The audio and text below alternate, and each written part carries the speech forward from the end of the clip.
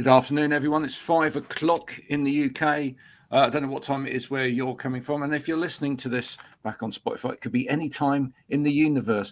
In a minute, I'm going to be speaking to Johan from Pennies By The Pound. We're going to be talking about everything that they've been doing since I last spoke to him, which was, I don't know, it was eons ago.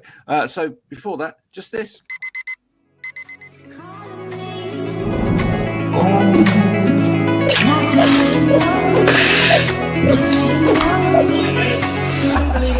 I need to get going, Mel. See you later.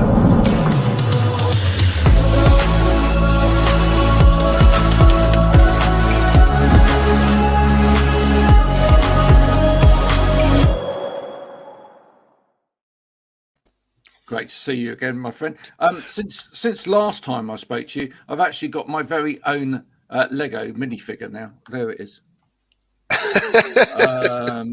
I don't know why I decided upon the shark head. It just felt like the coolest head that It you looks could. pretty cool. I didn't know Yeah. that you could get, well, there's like millions and millions of those minifigures nowadays. So Yeah, and I couldn't find at the time in the Lego store at Legoland, I couldn't find an electric guitar. So I've gone for the second best thing that I could, which is an electric fiddle. You know, I feel he's representative anyway, though. that's fun enough. Yeah. Are you a big fan of Lego? Yeah, I am, and especially as a kid. Well, I suppose I'm even now, but they're really expensive nowadays. I've been looking for like to Oh. purchase, like, or get some like those old sets which I used to have as a kid, but those are like proper collectibles nowadays. So Yeah, no, absolutely. I was quite amazed actually when we went to Legoland because you'd expect the store to be full of kids running around getting all excited, but it was predominantly full of adults. oh yeah, Yeah, I went there as a kid, but I can't remember much of it. I was so small that I was like maybe 5 years old or 4 or 5 years old. yeah, unbelievable. Lego Star Wars really seems to be popular Yeah, amongst the yeah, collectors, true. and some of that stuff is phenomenally expensive. I mean, you'd have to take out a second mortgage in Yeah, order pretty to much. get Yeah, it. yeah. So tell me, what have Pennies by the Pound been up to? What have you been doing since I last spoke to you? Well, since you last spoke to me, I can't remember if we had released the record already. You were just about to release the record. Oh yeah, yeah. Yeah. So Then how did that go? that went pretty well. Well, there was something going on because we were supposed to have like a vinyl edition of the record coming out pretty much around the same time it was released digitally, but the vinyl presses are so horribly cluttered right now that it was completely impossible. It like was delayed for half a year or something. So the vinyl actually just came out maybe like in September or October or something like that. Wow. But then we did a video during the summer for the track "The Waters," which was pretty cool. It turned out it was really like a shoestring budget video, but it turned out pretty well. And then we were supposed to, start rehearsing for playing shows and like promoting the record and all that. And then, well, the pandemic continued, and we were like, well, I suppose we're not playing any shows or we're not doing pretty much anything for that. So as a kind of the main guy in the band, I just noticed that I seem to have more songs and more things to like put on tape. And then we kind of I decided it at first, but the guys were up for it. I just told them that, well, let's just make another record. And let's carry on. Because we can't play shows and we can't really promote the record that way, so we might as well go on and then do something else. But well, for anyone that missed the first show, go back and listen to it because it's still up there on Spotify. But B, just give a very brief introduction to Pennies by the Pound. Where are you based? Which means that you can't do gigs, and just say a moment's little word about the band. So we're nowadays a four-piece, like a prog rock, alternative rock, indie rock band from Finland, Helsinki, Finland. And well, we can play shows now, but we haven't been rehearsing for them, so they'll take a couple of months to like get that sorted out. But we've released like one EP and one album. The debut album came out last year to critical acclaim, it seems, and that's about that. Now we're recording our second album, which should be ready at some point. Released a couple of singles and one video and a couple of lyric videos and all that. Cool. Now, when you're in the field of prog rock, obviously it's quite a chummy field. Yeah, absolutely. Has anyone from another band given you any feedback on the album? Yes, actually, a couple of people have, especially in Finland, not so much maybe abroad, but Finland is such a small country, and some of us have been playing here for quite a while, so pretty much everybody knows everybody, like in the music business or the music circles or rock circles or what you call it. And so we've got some pretty good feedback from like professionals, if you will, around here, and that's helped us a bit, yeah. And it's been nice. I mean, it's nice to get the it's nice to get comments from your peers because it's kind of feels good. Yeah. Have you been following the sort of prog rock music scene whilst you've been writing? Yes and no. There's a couple of bands I tend to follow. Okay, who are they? Who are you following at the moment? One is kind of this prog metal band from the UK called Haken.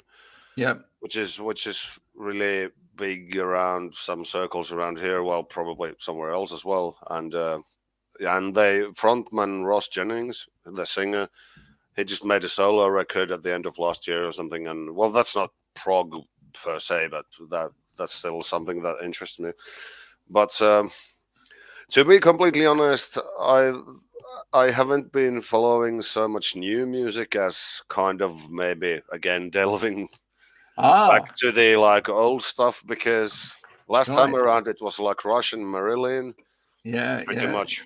But now it's been like, obviously those things are still there, but now it's been like I've been going crazy about Genesis for like a year or so. Have you? And I've always liked it, but I haven't really, properly devoted like time for that. Okay, so let's quiz you on Genesis for a minute then. So, Collins or Gabriel? Gabriel, yeah. To be honest, both for me. It's cool. Very different. Yeah, they're different. Well, and they overlap. Yeah. Around that time, they changed the singers. Obviously, it didn't like immediately change to Invisible Touch or something, but I have to say, up to, well, yeah, there's things. People will get mad if I say these things, but even up till like We Can't Dance, I'm not saying that is a good record like through and through, but there's still there, stuff on it that's interesting. And the previous ones, Invisible Touch, and even like Abacab, which is maybe their weakest one, but I love that album. Actually. Oh, you do? Yeah, there's stuff there too as well. I'm saying that, but maybe the ones, it's still maybe Collins for me, because the one album I've really been listening a lot and which really has been influencing the record we're making right now is Duke. Yeah. And that I suppose that might be right now my favorites of the whole catalogue. I've been really, really interested in that. Yeah. No, I think Duke's quite a transitory record in that it does start to take prog into pop. In the right way. Yeah, I totally agree. And there's some elements to that, like you just said, like taking things towards maybe a direction that's are going to be present on the record we're making right now. Not in a great quantity, mind you, but there's still something from that whole idea. Well, there you go. There you go. So we've kind of closed that debate up. Well, I mean, did you ever go and see Genesis for yourself? Yeah, I've seen them 2 times. I went to see their last Domino tour, which was right now. I went to see them in Amsterdam. I was overjoyed actually because originally they were supposed to tour only in the States, and or something like that. And then I was like, wow, I can't do that. I can't go there. But then happily they came to Europe and mainland Europe and all that. So it's quite cheap to go to Amsterdam from here. Yeah. And I saw them in the previous tour as well, which was supposed to be the kind of farewell tour as well. Like, was it 2007 or 2006 or something like that? Yeah. What do you think of Phil Collins' son as a drummer? Oh, he was amazing. He was really good. He was really nice. And well, obviously he's learned from his father. Yeah. But I didn't expect anything else though. Well, they wouldn't have taken him if he couldn't have like pulled. It's a lot of weight. It's a lot of weight to have on your shoulders, though, isn't it? And some of those songs are really complicated, like drumming wise, especially. Yeah, no, but he handles himself incredibly well. Yes. And I was actually, to tell the truth, I was a bit surprised that's how well even Phil himself managed the whole Last Domino show, because obviously when they started you saw some like news clips or saw something in YouTube or something, and I was a bit skeptical like how his voice will carry or whatever will happen on the stage, but he was great. Well, the press always like to pick on on the man, don't they, really? Yeah, that's true. And especially when someone's been that successful, and then they've had a hard time of it, really. And he's had health problems and all that, so exactly. Yeah, no, absolutely. So what in terms of the music you're doing now, you say there's a slight shift in focus in terms of what you've been listening to. There may be, and I've heard obviously the single, I've heard that, and there is a slightly more poppy element to it, which I love. There is. Yeah. But in terms of what you're writing about, has that shifted? Lyrically, you mean? Yeah. Yes and no. It's a bit hard to explain this time around because the whole thing started out as lyrically as a theme album. There was a story about something, and there was kind of a love story with some like pretty heavy political elements and all that. And it kind of works out itself to the finished product. Well, it's still not finished yet, but it's that we just need to record some this and that. But there is a story, there is a theme, it is a theme album musically and lyrically, but the story turned out that I'm not really good at writing stories into lyrics that somebody will understand at all. So but then again, we come back to Genesis, because if you listen to The Lamb Lies Down on Broadway or something, that story doesn't make any sense at all from any point.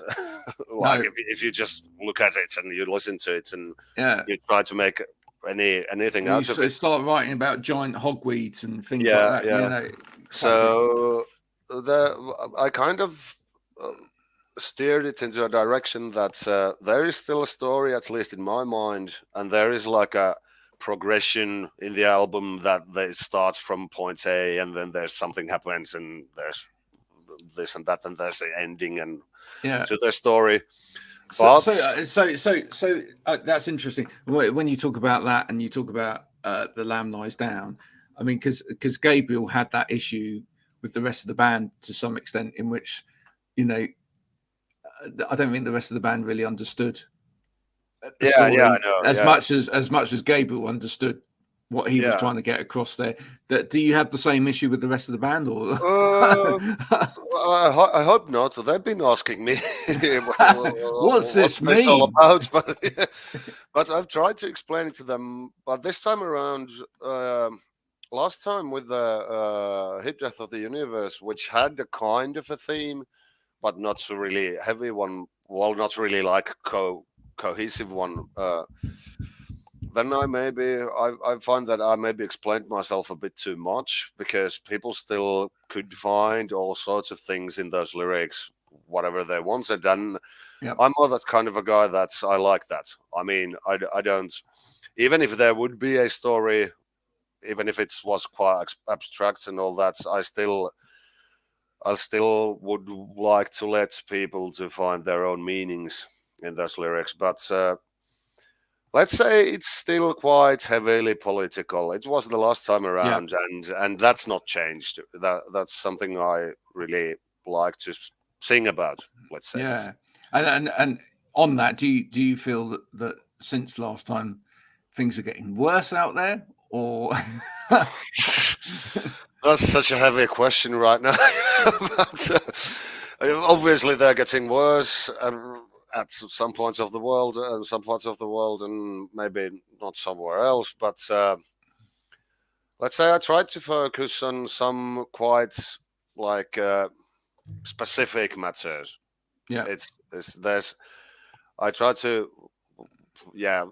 it's maybe a bit easier to find out what I'm talking about when you hear the whole record. But there is there are clues there about what is the specific matter that I'm talking about. Okay. And, will you even in Burning Wish, the single, that you can find that from there as well.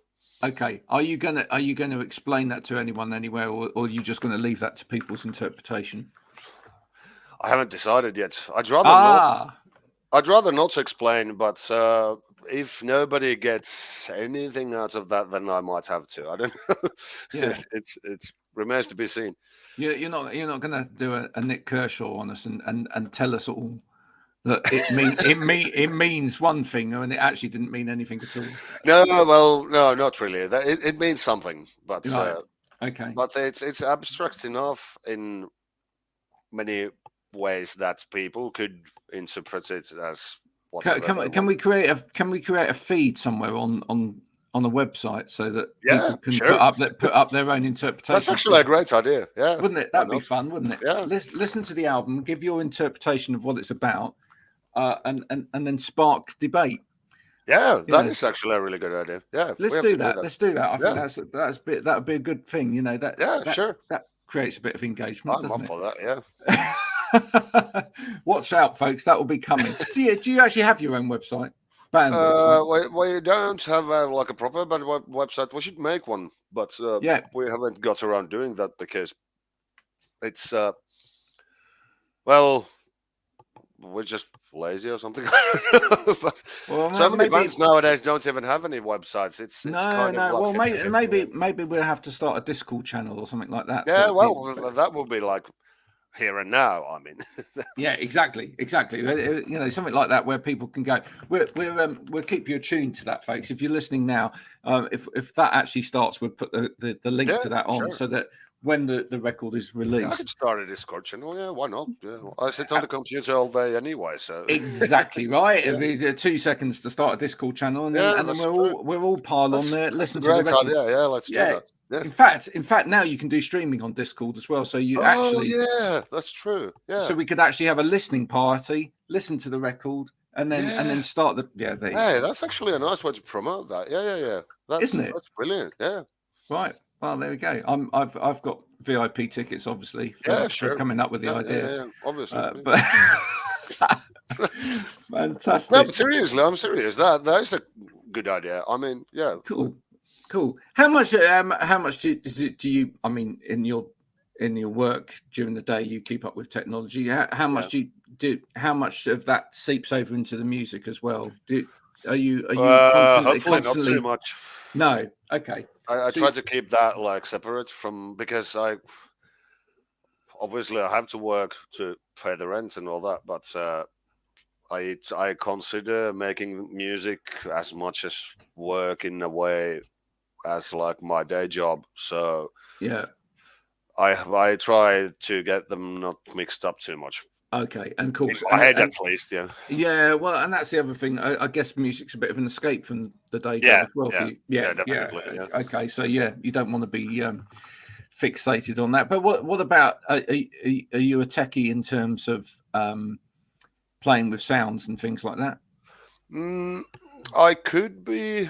I've been producing some other bands as well over the years. Not that much, but here and there, and recording other bands and all that. But nowadays, I like fiddling with sounds and technology around that.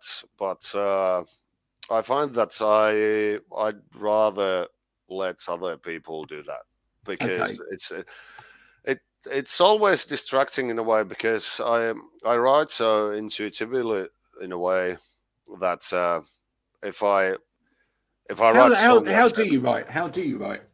I basically just pick up the guitar and Okay, like do something or the keyboards or something like that. But yeah, and then I get bits and pieces, and then I put them together. There might be like 10 different things, yeah, but and then I just you don't write around the sound then ever. no, not that much. No, No. I tend to write really a lot around the melodies. So Okay. it's something that I've tried, but I might do that at some point because you're always thinking about the next record already, even if the previous one hasn't even been made. But Yeah. if No, we, it's interesting how different people write, isn't it? I mean, yeah, because but- I've spoken to people on here that some people will, write chord sequences and just work around the chord sequences and structure their yeah, songs quite in an obvious way. Other people, as you say, will noodle around melodies and then structure those little jams around yeah, melodies and structure yeah, those together. Other people will start with, you know, here's an instrument. I've made this sound. I've now yeah. got That's true. Yeah, yeah, yeah. and loop it and go right. That's the song's going to come out of this. So And that is as interesting to me as well. And like I was saying, the next time around, like if we end up making a third record, which why wouldn't we? But anyway, I think that we'll try to do something differently this time around because this record kind of ended up being how should I put it? Well, not a continuation of the previous one, but it's still the previous one just came out a year ago, and we've been actually making this record for already like 8 months or something. So it's kind of like in my head, they're bits like the same record. They played pretty like they're done pretty much the same in terms of like how we play and how we do songs and all that. But I would like to do something different next time around. Maybe like jam with the band more at the rehearsal space, or then like try some sound ideas or whatever it is. But turn it a bit around because I don't want to. It gets a bit repetitive to even the players and myself if we just keep on doing the same thing. Like technically, I mean, yeah, no, indeed. Now, listen. So the single, when is the single out? Is it? When's the single actually released? Burning Wish. Yep, Yeah, it is out. Yeah, it's yeah, out. That's out. yeah. It's Good. out in the digital platforms, all the streaming platforms, and there's a lyric video in YouTube and all that. So it So won't be out physically, obviously, because singles rarely nowadays are. But what's the point? And then, do you have a timescale for the album? not an exact one. There's still quite a lot to do. We've done all the backing tracks and we've done some of the vocals, but there's quite a lot of vocals to do. There's more material than there was last time, and some of the songs are a bit more complicated. And then the mixing will take its time because there's more stuff. Okay. The producer just told me that mixing this So single Burning Wish was maybe by the end of the year. I certainly hope so. Yeah. That is my plan, but Yeah. it might go like to the start of next year. Who knows? But Yeah, I certainly hope so. But in the meantime, there's still the last album for people to consume. And Yes, and sure. are there still vinyl copies of that for people Yes, to buy? there if are. They want it? There are. Oh, fantastical! You can. They're a bit expensive to like ship to the UK or the US, but you can check out the. If you happen to live around there, it might be the best to buy them from a Finnish like record shop. They might have a better way of shipping them or cheaper way of shipping them. Okay, see if they. Oh, right. So some Finnish record shops are Yeah. stocking them. Okay, Yeah. cool. So that may be the best way of doing it. And where else are you selling them? You're selling them direct on our Bandcamp. On your Bandcamp. You can order them there as well. There you go. But the other main hope is at some point to take this live out there. So yeah, and we're rehearsing for that actually right now as well, but it's going a bit slow because we're still recording and you're doing one album. Yeah, you've got to rehearse the last album. Yeah. You've got to. And now it's summer and all that, or it's becoming summer and all that. So yeah, the proper rehearsals will start only like I think in August or something. So okay, will you take yourselves abroad with touring? Hopefully, yes, but it's all still in a planning stage. So we'll obviously. We will tell about it when we know ourselves what's going to happen. Very cool, very cool. Who would be the dream the dream to play with, as a support band? Ooh, that's too hard of a question. I don't know. There's a Finnish band called the Von Hertzen Brothers. Oh, of course. Yeah, who have been touring in the UK, for example. So I've been thinking that if we could get into like a good contact with them, we might be able to play as openers for them. That would be fantastic. That would be really nice. But like I said, that remains to be seen. Yeah, you know what you have to do to get that to happen? Yeah, you have to get one of them to. You have to get them to come and play something on the album. Yeah, that's actually a good point. Yeah. Why not? Could be. We could still like do that. Yeah, that's true. Yeah. Like a guitar solo or something. Just a guitar solo or whatever, and then you go, because that's the great introduction, isn't it? Yeah. I really love your guitar sound. I'd love you to come just play like this one bar. Yeah. On the album. And now we could tour it. Yeah. But like I said, Finland is such a small country that I know that our producer knows them as. Like for example, so you're virtually in. You're virtually in. I could get into contact with them. Yeah, and do what John Mouse does as well, right? Sorry, John Mouse. He's a great music artist from the UK. Oh, all right. Yeah, offer to drive their van, right? That's a good idea. And do their merch store. Yeah, I can do the merch, but I don't have a driver's license. So. just offer to do the merch stall. Yeah. Every night, because no one wants to do their own. No one wants to do their own merch stall, right? Yeah, but if you offer to go and do the merch stall, you're in. Yeah. You'll be on the tour, and that's it. Perfect. You know. That's a good point. There you go. That'd be fantastic. Let's see what happens, but I hope we can make it somehow. Well, look, next time I speak to you, I hope the album's dropped and we've got that happening. B, you've got tour dates for the UK, and B, you're supporting them, and that would just be everything all wrapped up in a lovely bubble. Amazing, yes. That would be your Christmas present. Yeah. Oh, and we have to start the Discord channel. Yeah, that we have to do. Yeah. Yeah, so that people can give their own feedback on the album. Yeah. Listen, Johan, it's been a pleasure as usual talking to you. It's been really nice. People, go out there. Support the music of this wonderful man and his band, and enjoy the single, which he's now going to sing for you live. There, you see, that's the auto-tune version. Yeah. Without any lyrics, is the onomatopoetic version. That's it. But no, seriously, Special mix. thank you for joining me. Thank you for having me. It's And really we'll nice see you to talk. again later in the year when the album's coming out. Okay. Hopefully, Bye for yes. now. Hey, cheers. Cheers.